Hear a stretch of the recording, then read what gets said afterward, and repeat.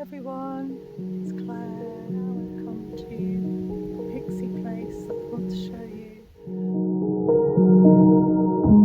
Walking down the bridle path, surrounded by fields, lovely and sheltered here, and nice cool breeze. It's a really hot day.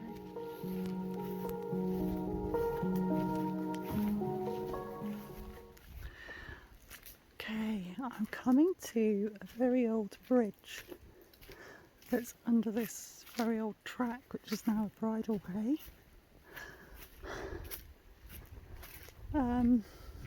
You almost can't tell that you're going over a bridge until you look down and see the river below.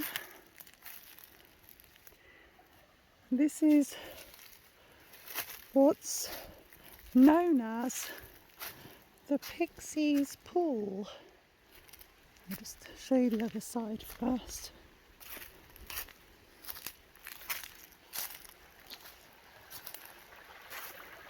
Okay, that's where the water comes through. This is the Wallerbrook River, which tumbles down to Tavistock. So I've been tracing Dartmoor Pixie places over the last year or more, visiting these places from folklore. So I wanted to see them, what's so special about them. This place I discovered through reading about a local Tavistock writer in the 19th century who was called Anna Elizabeth Bray, and she was a local historian. She was wife of the local vicar, and she was quite a prolific writer. She wrote factual, historical books as well as fiction, and she wrote about the Pixies, part of her letters that she was sending to the poet laureate Robert Southey. So he was like her patron and mentor with her writing. So she was in a situation of privilege. Her cousin was the writer Christina Rossetti, so she had lots of links. It was unusual for women of that time to be able to have that sort of level of prestige when it came to writing, but because of her family connections and being the wife of the local vicar, and of course because of her talent as well, she got quite a lot of her work published and kept a really lovely record of stories about the Pixies from Dartmoor. However, most of these stories that she collected came from a local woman who called Mary Colling, who was a lady's maid, and she obviously had connections with all the local people, being of working class. So she was able to find out from all the local people the old stories about the Pixies, which she then relayed back to Anna Eliza Bray.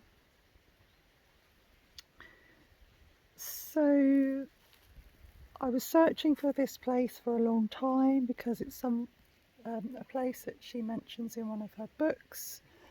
Anna Bray mentions, and there's even an illustration of this bridge. So it's what she calls the Pixies pool. I don't know whether the locals called it that at the time.